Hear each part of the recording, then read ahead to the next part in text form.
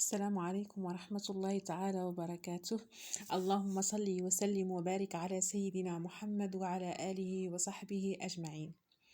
اليوم سوف أقول لكم وصفة التي يبحث عليها الكل. هذه الوصفة لإزالة الكلف واسوداد الوجه وتشويه الجمال بسبب السحر أو العين أو الحسد.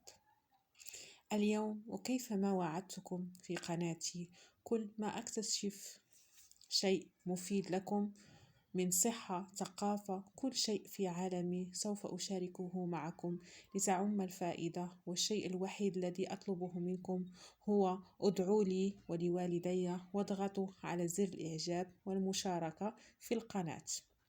والآن سوف أقول لكم هذه الوصفة العجيبة والسهلة والأسرار الربانية من القرآن لكل من تعاني من السحر لتشويه الجمال أو الحسد أو العين. لك أختي أو أخي هذه الوصفة الجميلة التي قالتها لي السيدة ربيعة، وهي سيدة لها خبرة كبيرة وتجارب ما شاء الله عليها.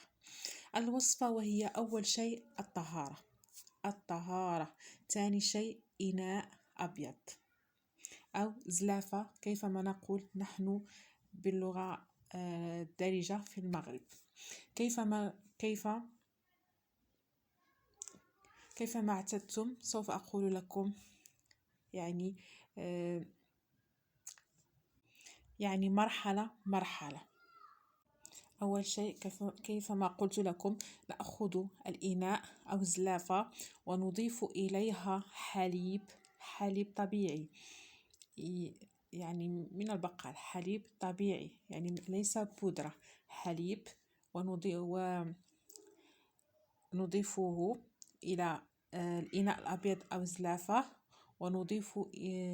ونضيف إليه سانوج ونتركه يذوب، وبعدها نضيف عرعار ونمزجهم بأيدينا لكي يذوبوا، يعني لكي يقع مزج بينهم جيدا. وبعدها نضيف قليلا من السكر والكل نمزجه جيدا. بعدها الخطوة الثانية وهي تأتي بصورتك وتحطينها فوق هذه المكونات، ويكون وجه الصورة يعني إلى الجهة جهة الحليب والمكونات التي ذكرتها: العرعار والسكر والفاسوخ. هذه هي المكونات: فاسوخ، عرعار، سكر، كلهم هذه الصورة يعني نحطها فوق. قالت لي ضروري أن وجه الصورة يكون جهة هذه المكونات، يعني الحليب وهذه المكونات فوق هذا. ويجب أن جربوها يا أختي، وإن شاء الله لكل من تعاني من تلون في الوجه أو كأنه كلف ولكنه ليس كلف، ويعني الوجه يكون ملون، مرة يكون حلو ومرة يرجع في سويداد ونشابات، يعني ليس صافي كليا، يعني يكون باهت، يعني ليس فيه نضارة.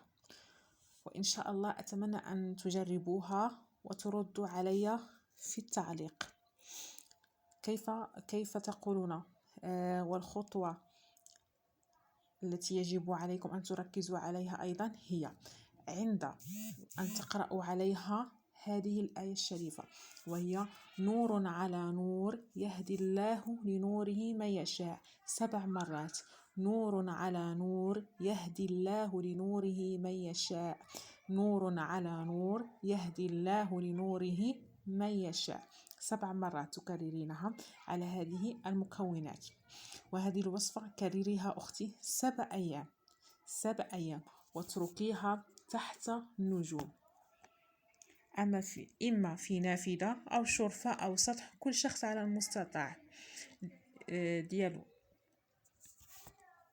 وفي الصباح أفرغي هذه المكونات في حديقة يكون فيها شجر أخضر، وكرري هذه الوصفة لمدة 7 أيام، وسوف ترين الفرق إن شاء الله بنفسك. وبنفس الصورة يجب أن تكرري هذه الوصفة. كيفما قلت لكم، هذه الوصفة ستكررينها لمدة 7 أيام، وبنفس المكونات الأخرى.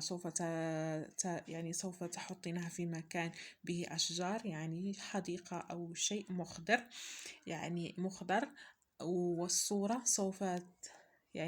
سوف تكررين بها هذه العملية 7 أيام.